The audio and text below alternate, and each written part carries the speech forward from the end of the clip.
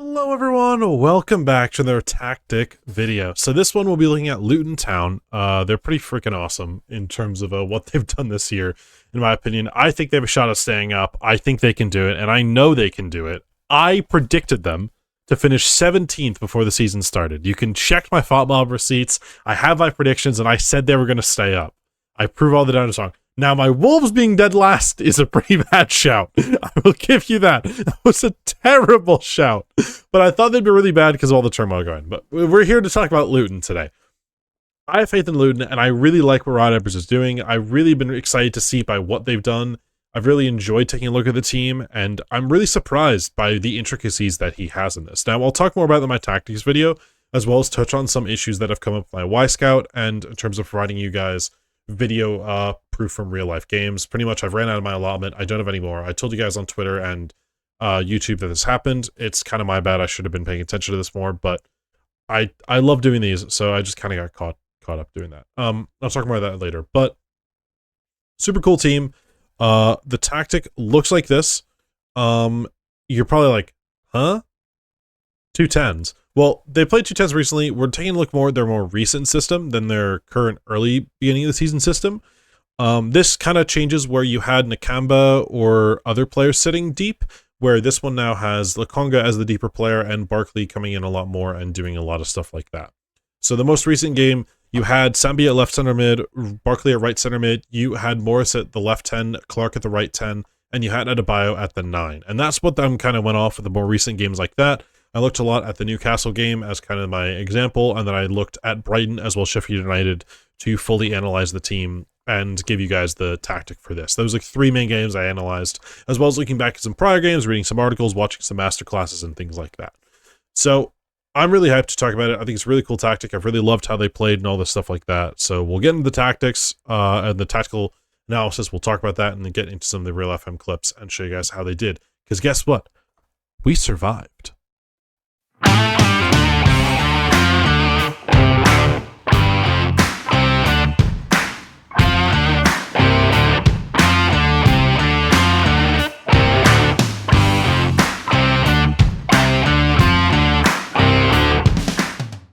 So, time to chat about the tactics. Now, with Luton, they're surprisingly really interesting. So, one of the big things that we had to look at, well, I really had to look at when it comes to this, is how Edwards started the season compared to what he's doing now.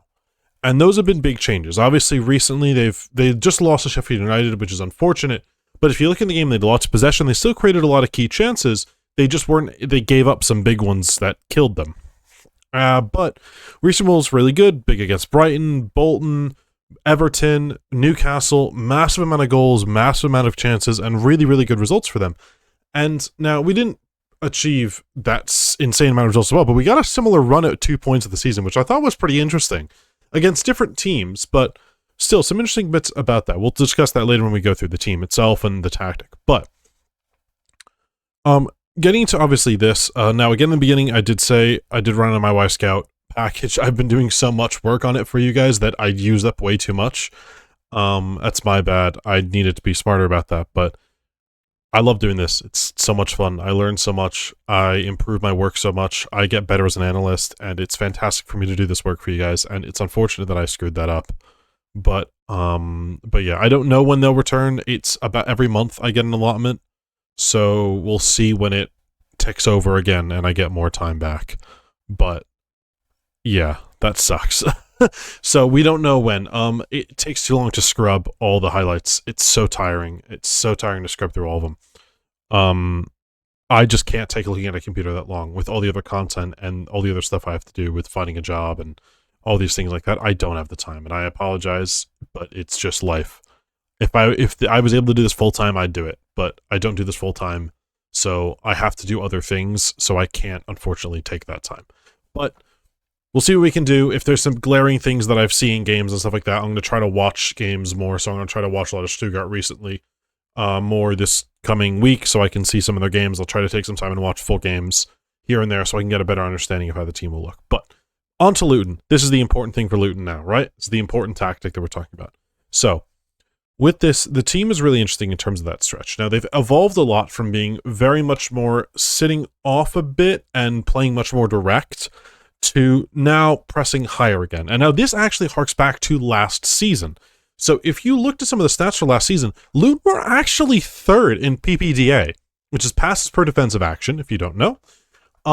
They were third in the championship for PPDA last season, which is really interesting because you would assume Luton are a low block side that focus heavily on retaining their shape in the defensive third, making sure they have two blocks of players, like kind of one block here, and then these three doing some pressing work and stuff. You'd think that's the case.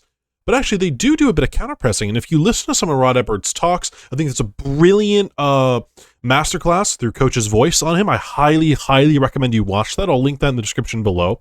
Really fantastic. Read some of the Athletic articles about them, too, from last season. Really fantastic reading some of those. I tried to do my research and read all this stuff before. And it's really interesting to see how the pressing structure was last season, because it's now similar to what he's doing in these past couple of games, in terms of putting that pressure on up top, attacking the build-out, using the wingbacks to go heavily man-for-man, a very man-orientated press system, and things like that, which are showing really interestingly, and he's harking back to a lot of this stuff, and you're seeing it again, and it's bringing some success to them. Now, obviously, that led to a loss against Sheffield United, and the masterclass is actually on beating Sheffield United, but still, it's just interesting to see, and it's neat to see how they've harked back to some of these things from past seasons, and how it's working now again for them in the Premier League. But with that being said, it's not perfect. Luton are still tough. It's going to be hard for them to stay up, and it's not going to be the easiest thing to do so. But there's a lot of good things that are happening, and a lot of good stuff that has come from these past couple games, which I think Edwards will be able to tweak and understand better. And it's also come from a change of system.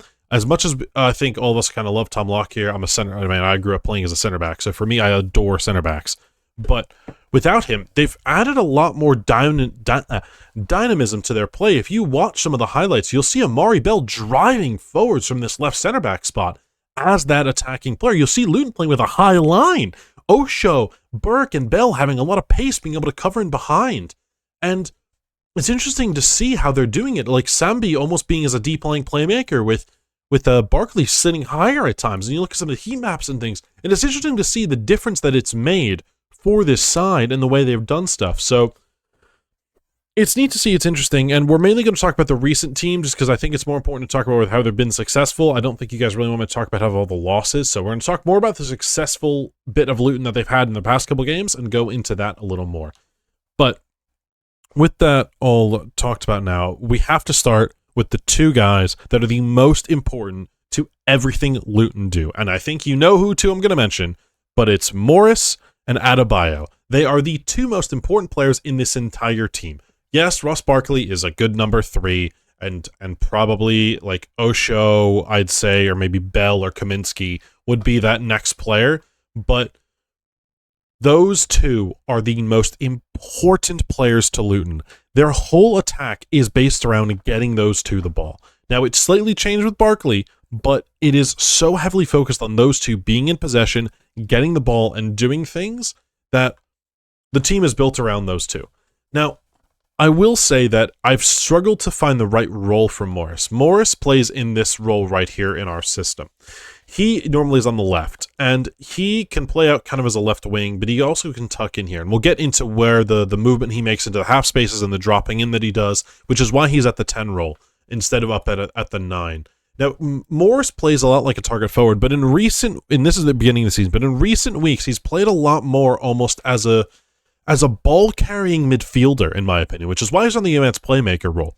He's really been heavily consistent in terms of his carries of the ball and bringing the ball forward and doing a lot with it in possession. And you can see that in clips. If you guys watch some Luton games, you'll see Morris taking the ball and driving through the lines here, taking on players, trying to get it in behind and get to crosses off into these areas here. He's got Adebayo, he's got Clark, Barkley, and even Sambi coming into these spots here, and Ogbene as well in the back post area. So you'll see that happen a lot, and it's happening more and more, and I noticed it. And you don't see Clark doing it as much, who was playing in this role. It's more Barkley doing the one that kind of overlaps him and goes in, or playing the wing back in down the wing. So it's slightly different on either side of the pitch, but Morris is given a lot more of this kind of water carrier role, taking the ball, bringing it forwards when he drops in on this left side, while Barkley is a lot more into the central or right-sided build-up. So it's quite interesting to see how the variation of this has changed, and I'm doing a lot of talking, not a lot of showing, so we'll do some showing now. But it's just something that I wanted to talk about and express, because it's very different from what you'd assume from a Luton side. And I really do have a much bigger appreciation for Rob Edwards in what he's done, because the looking at it and the watching the team, I have to give him a lot of props. He is actually incredibly brilliant as a manager, and I didn't expect this level of technicality within Luton. And I just have to throw my hands up and say, wow, like, brilliant job, Edwards. There is some amazing stuff in this team that I did not notice you trying to do, and now I do. I have to give you so much props for it, because it's really brilliant in a lot of the stuff he tries. And I think if this team was better in terms of, like, better quality players, Luton, playing this style, could be really quite solid and difficult to play against. They could easily be on a Brentford kind of level, where they're not going to probably be the best team, but they're going to be a fucking hell of a deal with to play. You're going to hate playing them. They're going to be tough to deal with, really annoying, and they're just going to be aggravating to play against. And that's exactly what I think Edwards is trying to do. And if they get better players and stay up this year, I could see them just becoming more and more of a mainstay because of how they play and how difficult they are to deal with. So, let's first talk about the build-up. When it comes to build-up, they are really, really basic. There's kind of two things that occur. You'll kind of see this shape in build-up. Ogbene will usually push a little higher. Doherty will sit a little more. Moris and Adebayo will kind of stay clumped together, kind of as a two, and Clark will kind of sit towards the top. And you'll kind of see this shape. This will usually be done by Kaminsky will give it short. More recently to the player here. He'll give it short to them, and they will play this ball kind of in between these guys till they can get it out wide. And that's the big thing with Luton, is the width. The width is so crucial to Luton. It's the way they play. It's really big on how they try to develop plays. And there's lots of stuff they try to do in terms of creating 1-2s or creating opportunities to pull defenders in and create space in behind to attack into. And I'll show you exactly what I mean here. So we're going to have to bring out the defense here. We'll go with my classic black defense. It's always such a good foil for some of the teams that I have. The colors are foiling. As you can see, I always try to get the right colors for the team. It's never perfect, but, you know, we're doing our best. Oops, sorry, wrong side. Just getting these guys out here. So they'll probably have their players kind of up like this. Because a lot of people, from the looks of it, will look to press Luton. They do look to apply pressure because they know they're not the best ball players. So usually you'll kind of have people tucking in like this. Their 6 will probably be around here.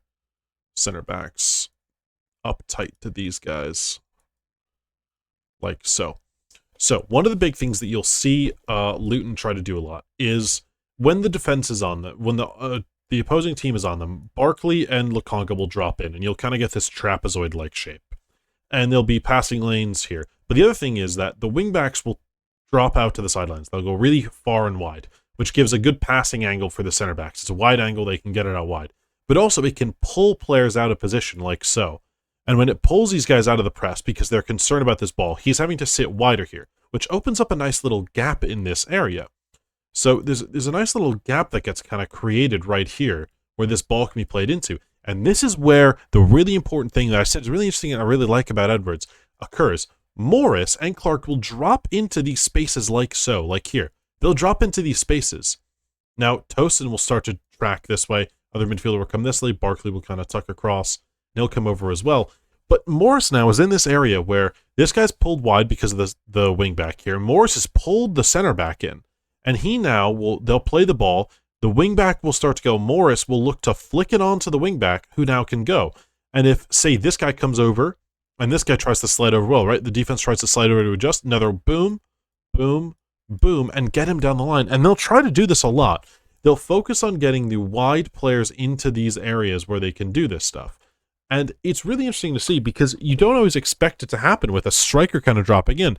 But the strikers are acting, in my opinion, more like wide 10s. I don't see them as 9s, I don't see them as wingers, but I see them as wide 10s. And I think you can really see this happening a lot when that build-out structure occurs. Now, this is mainly more in possession. Luton do also like to go long, which I'll show you now too. But they like to kind of build through these wide areas here. And if these players stay high, right? So if they stay high, and the team kind of sits off, sorry about the numbers, I know some of you will be annoyed about it. The team kind of sits off, right? They kind of pin them back, pushing the line high. Bell is far from uncomfortable running with the ball, right? Doherty's kind of pushed high. Lukonga's marked. And there's a gap here. Bell will take it and drive because he's a left back, but he's turned into a center back. He will drive into this space and he'll pull players into him and then play it off. And he's now bypassed people through a progressive dribble. You don't see it through Burke. You don't see it through Osho. They don't do it as well. Burke will look to play more longer progressive passes kind of down the wing like that. But Bell is willing to drive. Now, the other side, which is somewhat interesting, is Ogbeni will look to go in behind a lot. And you'll sometimes see Barkley kind of drift anywhere in this middle to find something, and Clark will come wide as well. So Ogbeni will usually sit a little higher. So Burke tends to have a little more time on the ball because the defense is pinned deeper. So Burke will have a little more time. He'll usually come forward a little bit if we're looking to find one of these passes before Adebayo will try to make a run in behind. But with Ogbene, they try to go a lot more direct to Ogbene. And one of the other things that happens too is if they play down this left side, Ogbene will make inverted runs like this. We saw it against Brighton. That's how he scored his goal. But he makes a lot of these runs down the wing and tucks in because his pace is so strong that they're able to build a little bit here before whipping a long ball across to Ogbene, who's making a direct run in behind. So that's something they do there.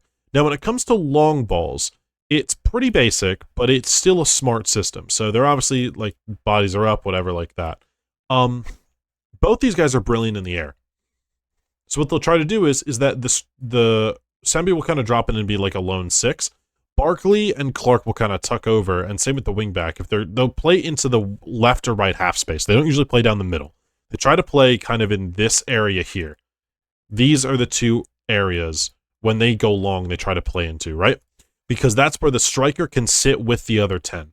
The ball get whipped to the other guy here. Now it can be knocked on, it can be knocked down, or it can be knocked on out wide to the wingback. And that's what they kind of try to do with those, where they can get it, either take it down, turn and go, or knock it down to a supporting player who's then able to play someone in behind or play a sideways pass before getting it forwards. And that sideways pass before getting it forwards is really key to how Luton play with the ball. You'll see a lot of the times when the center backs are in possession. Oh boy, we gotta move. Sorry, I gotta move everyone up the pitch now. So they're more like this, I'd say. Like the team is higher up. Oh god, these numbers are gonna annoy me.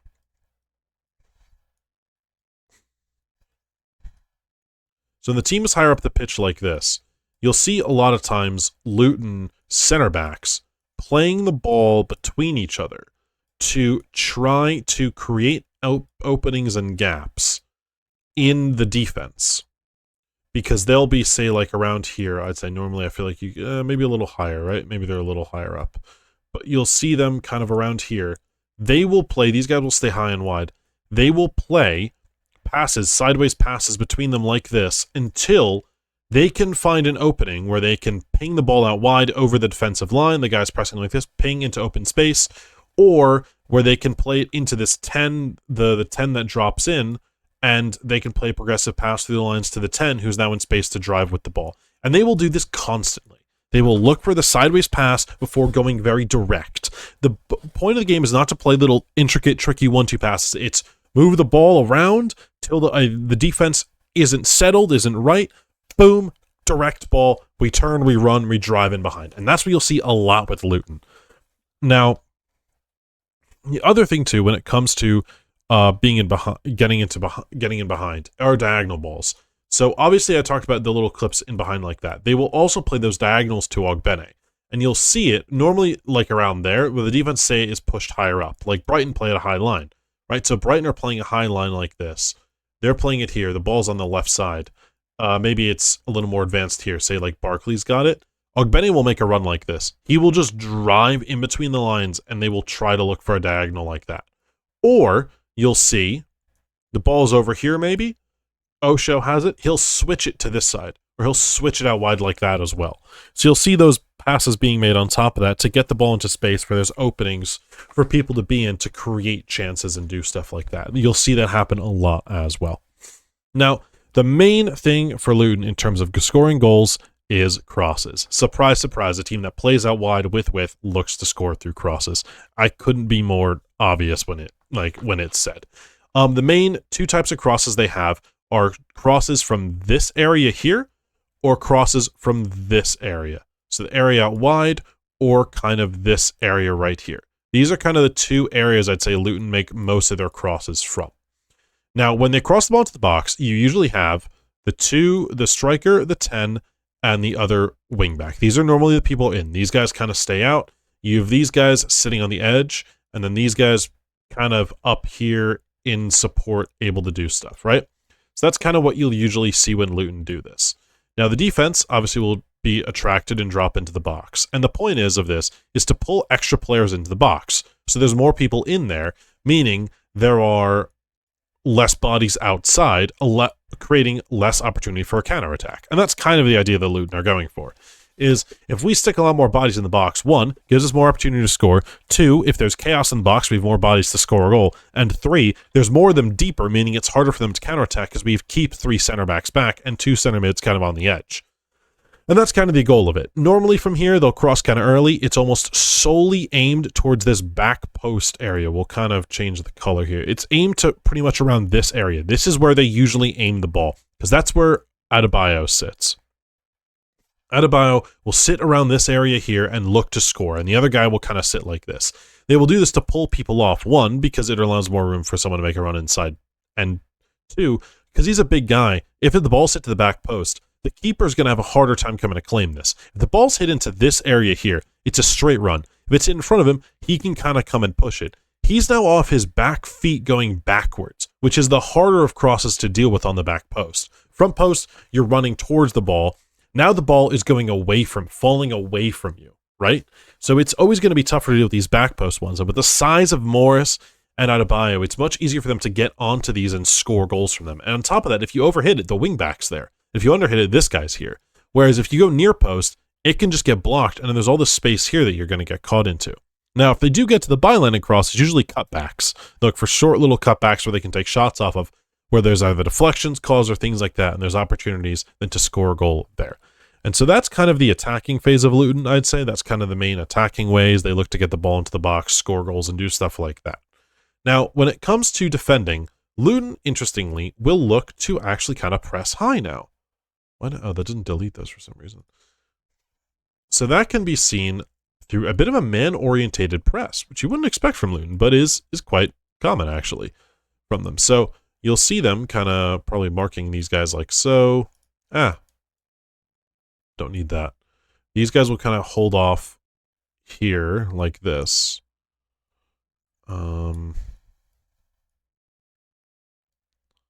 They will deal with probably a little further deep, right? So here, here, here, right? So they'll kind of be ready like so. 6 will probably be out behind them. These guys will probably be on the edge of the box. They'll probably be kind of out here like this. So this guy will have the ball, right? They're ready to go. And what they will do is that if the ball's played here, he will go here, he will go here, he will go here, right? Or if the ball is played here, he will go here, he will go here, he will go here, and he will go here to force this wide, right? They will force it wide a lot. Now, usually it's one of the 2 10s will deal with the 6, and the other 2 deal with the 2 center backs. You'll see that a lot, right? The ball's played to the right side. Usually the striker takes the left center back and the right 10 takes the right center back. If the ball is played to the left side, the striker takes the right center back, the 10 takes the left center back. Usually the guy that's behind will take the 6 and this guy will take the center back. That's usually what happens when they press this man for man.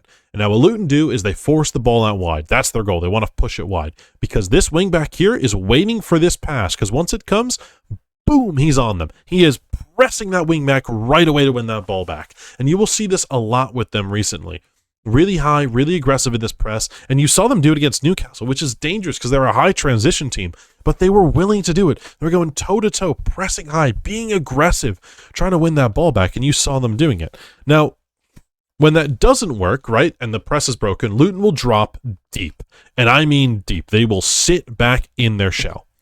And if they do, I just realized I forgot to mention this minutes, but quickly, Edwards has a 5-second rule. If they lose the ball in the attacking phase, they counter press quickly to try to win it, and if they don't, they drop into this shape.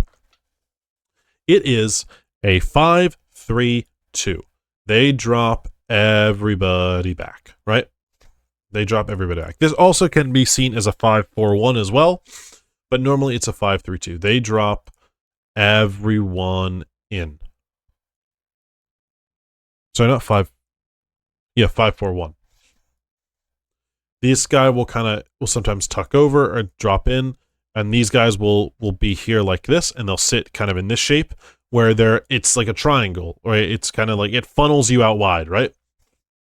So it's a bit of a shitty triangle, as we can see. It's not a perfect one, but you kind of see what I mean, though, in terms of the shape, right? See what I mean? It's kind of that triangle shape, right? They're forcing you into these wide areas. They're creating a central funnel where there's a lot of bodies where you can't go wide. And they will do with this by this. So if the ball goes this side, this guy could step out or something like that. But they'll try to create this shape to force you to go wide. They also will do it slightly like this as well, where these guys are kind of further out like this, and they will look to push out and apply pressure in these areas. And the striker will then dictate which path the team takes to go left or right. But they will try to shuffle the ball wide because they want to encourage you to cross on them. They will pack the middle of the field where you cannot play through them and are forced to go wide and cross it in, where they have big center backs who are good in the air and really aggressive, and you can't deal with that because it's hard to beat Luton there. They're a tough team.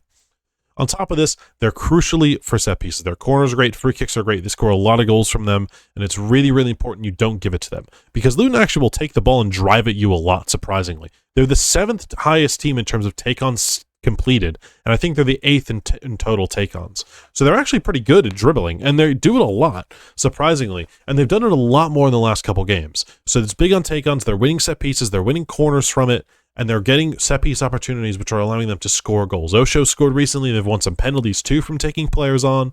So they also need to be aware that Luton will take you on and try to drive at you and score goals as well from that. So, yeah, that's kind of Luton. That's, in essence, talking about it. It's a bit of a longer analysis with some other stuff I talked about. But, hey, that's Luton for you. There's a lot of really interesting stuff here. They're they have a bit of duality to the way they play, but they're really interesting, and I really like a lot of how their style is, and I'd like what they try to do. I think a really cool team, and I really suggest you guys take a look at them, watch some of their games, see what I'm talking about. I don't know if Edwards will keep this system that he's done recently, but this is a bit more of a look at some of the older and newer stuff combined, and that's what I tried to talk about in this for you guys. So let's hop over to FM. Sadly, we don't have any real-world examples, but we'll take a look at FM, see how stuff worked into FM. You'll see kind of what I meant in talking about this stuff, and we'll see how the team did and all that fun stuff. Okay, so here's an example of a goal. For some reason, Locker and Kabore have swapped. It's mostly because Locker kind of ran wide a little bit with the ball and Kabore tucked in. But this is a great example of the crossing that I talked about in terms of the build-up through the wide areas. So you can see here, Anderson gets the ball to Kabore. Look at all the bodies inside. You see you've Barkley here, Sambi, even if Barry, who's the right-sided player, tucked in. Meaning there's lots of room for Kabore. See? Because they're tucked in. Look how far in the defense is. Kabore's got to beat just one player in Kara here, and he's in. Look at the space he's got here. Tons to run into, and plays that cross right around that area. Remember, we talked about this being a key area for the crosses. And look, it's to the back post. Remember what I talked about? You have the 2 guys on the back post there, the other 10 near here, and the guys on the edge of the box. Sambi's over there. As well, look at that. The ball curling back out to the back post. Ariello's having to come out and reach for it as it's going. He misses it, and Morris heads home into an open net. Exactly what we talked about in the analysis of what to look for and where things should be. So here's an example of the 10s drifting into those left and right half spaces and creating that shape we're looking for. So you can see the team building out here in the short passes from those center backs. And you can see as they're going, the wing backs out wide here, the 10 is here. You have Barkley here, but the 10 is kind of sitting in the space here. Barkley's doing it for him, but the other ones are shifted over here, so they're clumped together, which is what you want to see. And you can see it again, though. Barkley's in that role there. They're all tight together here. Morris is going to start shifting wide. He's in the space there, and he's able to pick up the ball. And look, see, there's a ton of space here created by these guys over here. And there's a lot of space out wide, because this guy doesn't know if he wants to come in or stay wide. Morris is able to get it wide. Giles has it. He's got a one-on-one run against this guy. He's got space here to play it into Morris, who then can drive to the line and cross. Giles beats the guy instead. Does get it to Morris, who now ends up winning a penalty for the team, I believe. But it's one of those things of like what it talked about, getting it down the wing, the 10 making the run in the half space, being available is what, again, we can get that cross off. It was a perfect clip that I had saved for you guys, and unfortunately I ran out of, I couldn't download it because I can't. So that sucks, but there was a perfect clip of that I wanted to show where Luton do get a goal from it. So our final thing to look at here is the pressing from Luton. So you can see Morris here tries to get the ball forwards with a direct ball to Adebayo. He's not able to here, and Burnley are able to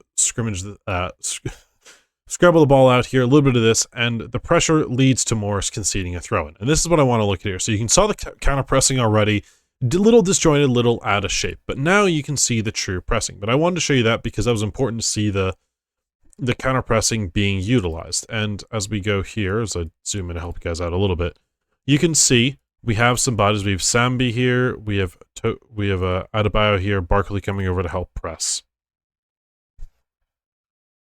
Right, so they throw it in, and you already have the pressure coming here. The players are all covered, right? So they're forcing them inside here. They've done well to force it inside. Now the press keeps going. It keeps working well. Look, Barry here steps in, gets onto the guy here. The press has kept going. It's worked well. They win the ball back, try to attack. Barry tries to do something here. Gets it wide to Kabore, and then attempts a cross. Doesn't really work out as Zarori tackles him. But you can see what I'm talking about in terms of the press. Forcing uncomfortable, bad passes, and leading opportunities for the team, which is really, really key. What did I say? We survived, baby! Luton finishing in 16th place and getting 39 points. And you know what's even better? They should have finished in 13th! How about that? Rob Edwards, eat your heart out. What a job he is doing. My word. If that's the case, they should have 43 points. 43 points as well. So they should have done even better, but that's fantastic. Rob Edwards doing bits at Luton, showing he does deserve to stay up because the magic number, he has got the magic number. He deserves that shot to be up there. So that's pretty awesome to see. But yeah, they did better than Sheffield United, Burnley, Fulham, and Forest, finishing on 39 points. 10 points clear the relegation zone in the end. Just showing you how good they really can. They won this kind of majestic run at the end of the season, just killing it. But they did play a lot of the weaker teams. So there's that as well. Now, I want to talk about a little bit about the runs they went on. So you see they went on a really nice run here. They also went on one here as well. If you look at this, like a really incredible run here, only losing Palace and City in this run. I mean, even if you add Everton in, like, I mean, it's pretty insane. In this stretch of games here, they lost 1, 2, 3, 4 games, right? They lost only 4 games, and they won 1, 2, 3, 4, 5, and drew 1, 2, 3, 4. So they did really, really well for like this really good stretch, about like 2 months or so of that. Then went on a really poor run, did pick up a win against Chelsea, thanks to Nakamba, late Nakamba winner, and then won this incredible one again right at the end of the season. So I don't really know what it is. I mean, they're bizarre. Like they hammered Forest and then got beat up here. It's been an odd one in terms of the way the team played and stuff. Like they lost 6-2 to Chelsea, like close on Liverpool, close here, 0-0 here. Bit of an odd one in terms of what they did do stuff, but you know, I mean, gotta give them credit. It's pretty realistic in terms of the chaoticness of their results, but it did well enough, and you gotta give them credit for it. So that's how it goes. Finished here. If we do look at the players with some of the best ratings, we see Adebayo with 13 goals, 1 assist. Morris, remember I talked about being a key player, 8 goals, 2 assists. Weirdly enough, they played Luke Berry a lot at the 10. Again, I don't know what this AI was doing, but Luke Berry played 36 games as the right 10. I don't know. I will tell you, I did lock Morris to the left 10, Adebayo to the 9, and then Barkley to the right center mid, right DM. So those were binded; they were locked to those positions regardless. That's where they're forced to play. But yeah, so I don't get it. Ogbene didn't even play, which is bizarre. Kabore did play. Annoyingly, it finished. So if we look at Issa Kabore, we can see how he did. So we got 1 goal, 9 assists, 7.09 rating. How about that, guys? Best rating on the team would have been. He would have the best rating. Bell, playing primarily, I believe, as a center back. Yeah, 6.94. I mean, how about that? Some really high ratings for these guys. Nakamba playing there. I mean, I think I wanted Sambi. If we look at Sambi, I really should probably check for some leagues. Some leagues, they don't disappear yet. Some they do. But if we look at Sambi, 6.79, 3 goals, 3 assists, playing in that left DM role. So a lot of games played, did really, really well. But yeah, I mean, you can just see kind of the effect that it had. I mean, obviously, Barkley picking up 8 assists from the right DM role, doing a lot of what he did in real life. So you can see the players that are getting the production are the players that did it in real life. I mean, that's obviously where Clark played and stuff, but it's not that surprising to see. So you can really see that it's the right players that were getting the results, which is always what you want to see when we're recreating these tactics. The right players getting the right goals and stuff like that. So I got to really credit those guys. If we do even look at stuff, so if we go to our data hub and we take a look at team performance, we want to ask for, shot map. Let's use the last 5 games, shot map. We can see a lot of shots being taken inside that box. Not many outside, but there's not many from these wide areas. It's all very centralized because I talked about heavy on the crossing, putting into those areas there, and scoring goals from these central areas, which is exactly what we talked about. So, and look, with feet 37, with head 21. See what I mean? Like, there's a lot of headed attempts because the ball's in the air. They're looking to do that stuff. So it's exactly what we talked about as well in terms of that stuff being really, really key and important. If you do look at, I do it from here a lot. I do this instead because I like that. But if we look at crossing, we put in the most crosses per game, which is exactly what I wanted to see. So we're not the most accurate, but we put in just nearly 30 crosses a game. So it's totally lots and lots of crosses. That was the goal with this team. Cross the ball. So you can see that for sure in terms of all the crosses. There's tons and tons. And I see, there's the most perfect thing. Our crossing numbers are absolutely fascinating. That is brilliant. But that's actually what I'm talking about in terms of the what stuff I wanted to see with that. With that being said, we've moaned on for 5 minutes. So that's kind of what that is. We've talked a lot already. We've done a lot of analysis beforehand. So you guys have seen the clips, seen what I was talking about with the crosses and stuff. But exactly what I'm talking about in terms of the analytics, matching what we wanted to see, matching that really important stuff. I mean, we can take a look at the PPDA as well. It won't be very high just because of who we are. But if we look at team detailed, and we go all the way down to defensive. Opposition pass per defensive action. As you can see, it's not the highest. But that's also, we're not very good. So, like, I'm not surprised. But still, it's not terrible. Like, I mean, in terms of where we are and stuff like that. But also, you even look here, final third passes again, did pretty well in terms of not allowing the team to get into those areas there. If we do, I don't know if we can see here. No, where's it's aerial duels is up at the top, right? Not the best. I thought we'd be a little better in there, but still 10th in terms of aerial duels, which is pretty important. And I think we're going to be pretty low. Yeah, pretty low on possession, which is around where they are. I wish they had average pass distance because Luton have the highest average passing distance in the league. So that's really, really important. It'd be nice to see. But cross completion percentage, the lowest. But we didn't complete the most crosses, but we attempted the most. And that's the important. Newcastle scored 16 goals from corners. Holy crap. They didn't score many. That's unfortunate. I let the AI do that. That's kind of just the things to look at. So it's final third passes for, you can see we didn't have loads, but we still had some. So it's pretty decent to have that. Dribbles per game, again, 11th, not the most, but still we had a decent amount of dribbles per game, and that's kind of the important thing. Fouls against, do like a little higher, but still they're winning possession and winning set pieces. They're not the lowest in all these, which is the important thing. But as I said, we'll get into the tactic and talk this one. It's what we want to talk about and discuss because that's what you guys are really here for in the end. You may want to watch the analysis and all this stuff, but I know some of you just skip right to this section. It's okay. I'm not mad at you. I get it. I do that too. When I want to learn about other tactic videos, sometimes I'm just interested to see what the tactic is. I don't always want to watch the other stuff. So, I get it. No shame. No shame, guys. Generally, I don't think I've watched a tactic video in a long while.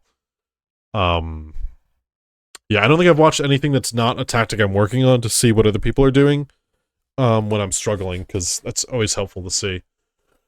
But yeah, so goalkeeper, just straight up goalkeeper on defense. Nothing special. I do need to put Amari Bell in here to show you guys. So there's a special instruction for Bell. On the right center back, we have more direct passes and close down more. This is to encourage the center back to step high onto the opposing player that's in possession. You do see this a lot with Luton. The center backs step tight. They're really aggressive. They look to close down a lot. They're not going to always put it in a tackle, but they look to put pressure and be aggressive against those guys. Center back on defend, just pass it shorter, because you don't see the center back making the long direct passes. It's more he's the guy that goes, swings it around, or goes into one of these two. And I don't want him making a lot of those direct passes as much, so I'm encouraged to play it shorter, while these guys on out wide are playing the more direct passes forward. Because we also want to ensure these play these balls into these half spaces where these guys are, and if you have this guy doing it, he will hit it too far at times and it'll cause problems. Now, for Amari Bell, he's a wingback on support on this side when he plays, because I want him to dribble. He's the only one in the back line that's comfortable enough dribbling. If we look at his he's got 12 dribbling. No other center back on the team is better than, I think, like 9. So we want him, when he's in this role, he's a personalized position to wide center back on support, with more direct passes, dribble more, and close down more. That's really important, okay, guys? So do be cognizant that that's something that does happen. If you want to have a center back that can dribble, make him a wide center back on support. Now, if Amari Bell's not in that role, and say we have someone like Mads Anderson, he just stays the same on this role here. Nothing special. Just a heads up about that, it changes slightly. But wide center back on defense, same exact on the left and right side, only changes if you have a center back that likes to dribble and you want to have them in there. Make that change to wide center back on support and encourage them to dribble. But I make it individual player instructions. To make sure you guys can do that, what you do is you click on the player in the position, you click personalized, and then you make the adjustment. So we'll just click random stuff. Boom, boom, we've clicked that stuff, right? And now, if he goes out of the position like this, and we bring in someone like Osho, nothing happens, because it's position. But if you go and bring them in, and click here, you'll see this little icon here, which says it's personalized to them. Boom, it will go to the personalized thing and make the adjustments. Quick little heads up just how to do that. On the right side, which is for Kabore and Ogbene, you are a wingback on attack, and they have cross more often, stay wider, close down more, tackle harder, and mark specific position. Now, when it comes to specific position, this has to be adjusted before every single game. This needs to be adjusted. This needs to be adjusted to do the left back or left wing back, depending on which position this is. All right, those are the two you have to do. I don't know which it will be, but those are what you have to do for that side. On the left side, wing back on support with cross more often, stay wider, close down more, tackle harder, mark specific position. Now, for this one, same exact thing. You have to adjust this between right back and right wing back, depending on the team you're playing. If they're playing a 4 or a 5 in the 3 or a 4 or 5 in the back, just to make sure they're pressing the right players. On top of that, I will also get to these guys as well who do the same thing. They're currently set up for a back 4. The left center defensive mid is the Sambi Lokonga role, which is the ball midfielder on support and no additional instructions. This is because you will see Sambi is actually good to be a deep-lying playmaker, and you'll see him be given responsibility on the ball.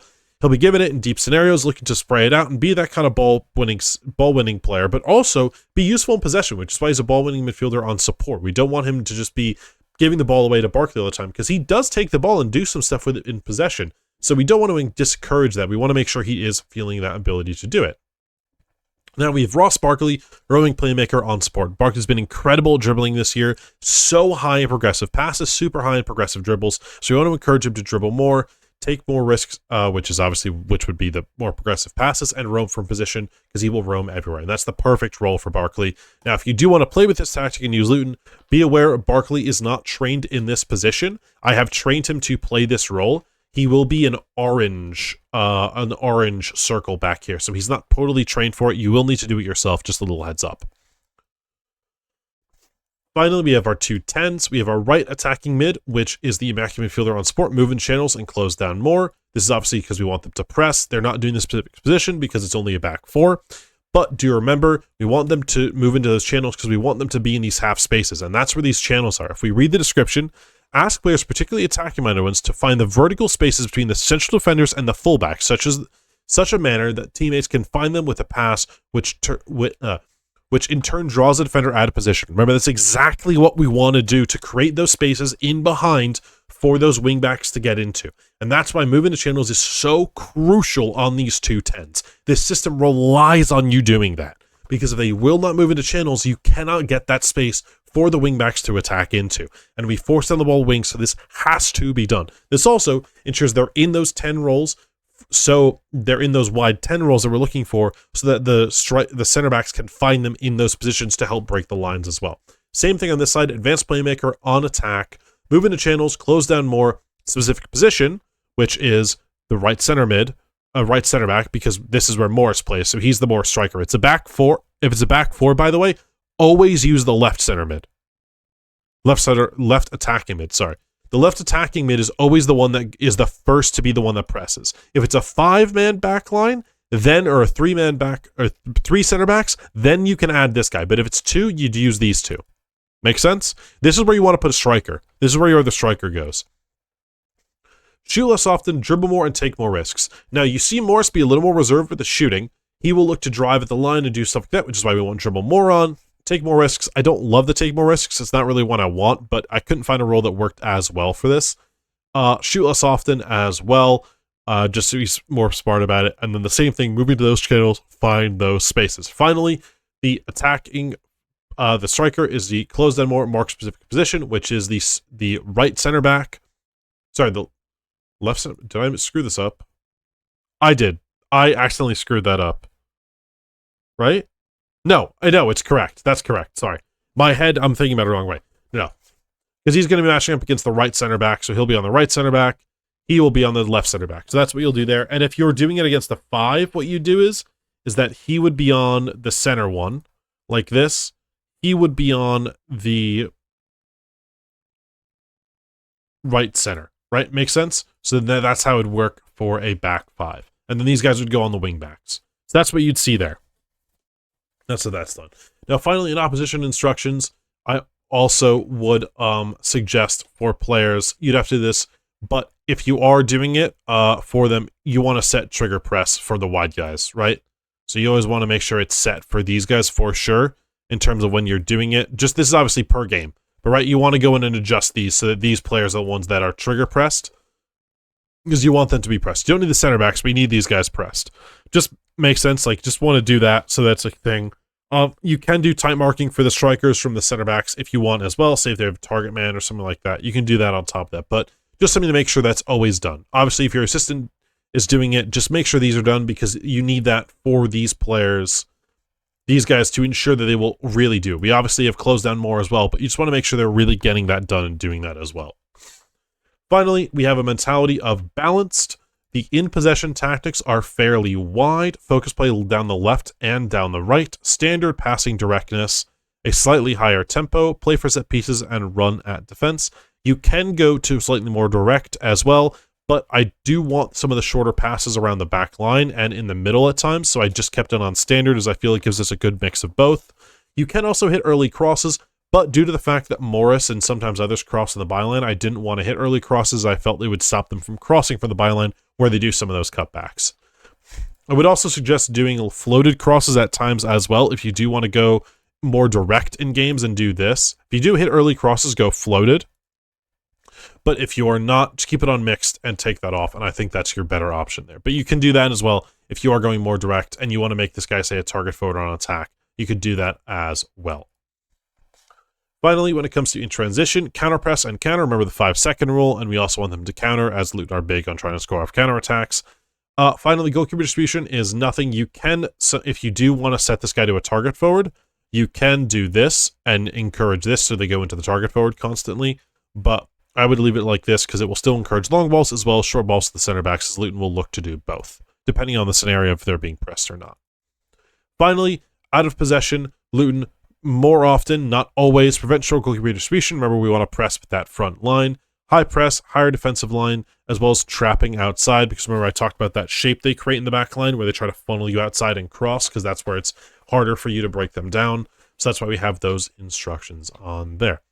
So yeah, that is Luton. That is our tactic. That is what I've built for you guys. I hope you guys did enjoy it. Now, do remember there are some specific individual instructions and things like that as well. So just something to worry about, just even like on this right side here with Ogbene, we even have dribble more for him, but that's just specific to Ogbene compared to Kabore.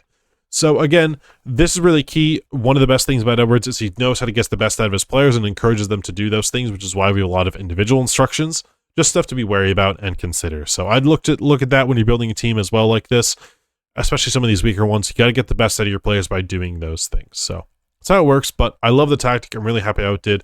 And the fact we survived is brilliant and just shows you how well Edwards has set this team up and what success they can really have come the future if they keep playing this way and it continues to have the success it has. Thank you so much, everyone, for watching. If you guys did enjoy our tactic video on Luton today, I'm really impressed by them. I think it was really exciting to see. I'm amazed the kind of 2 runs they went on with all those victories. I'm happy to see they made it out too. And the fact that the tactic worked so well and managed to get them to 16th place with the expected finish of 13th is really insane. They even underperformed, which just shows you how good they could be. The underperforming in the team shows you there is the ability to overperform and do even more and do even better with that team. So that's what's really brilliant. I'm really happy to see it. Obviously, the examples were spot on in terms of what we were talking about and looking for. So I couldn't be happier. Really, I think we nailed this one. I needed that extra day to get it done, but it was fantastic in the end, and I couldn't be happier with the success and what I got from this tactic. So hope you guys really did enjoy it, because I think it's brilliant. And yeah, it's a good one. I really liked this tactic, and I'm annoyed I spent way too much time on Y-Scout looking at it, but I needed to, and it just worked in that way. So hope you guys did enjoy. Remember, if you want to check out any more tactic videos, they're linked in the description at the end. We have the 2 videos linked, or the real tactics, as well as just all tactics. I have some non-real ones, which are just fun FM ones I made, as well as some a lot of real ones, as I've just been enjoying doing those way more than just making my own wonky tactics. So if you guys are enjoying both of those, keep the requests coming. I know we have a lot going on. We have Stuttgart up next coming this weekend. Then we have Vasco da Gama, as well as Brazil and Sao Paulo mixed for the current Brazil head coach. Well, the new Brazil head coach. So be sure to tune in for those and stick with it, because after that, we're heading back to the championship for even more English tactics. So be sure to check out those come the future. I think we've got Middlesbrough and maybe some others lined up as well. But be sure to see you guys in the next one. Remember to like and subscribe if you did enjoy, and the notification bell so you don't miss out on future videos. And I'll catch you guys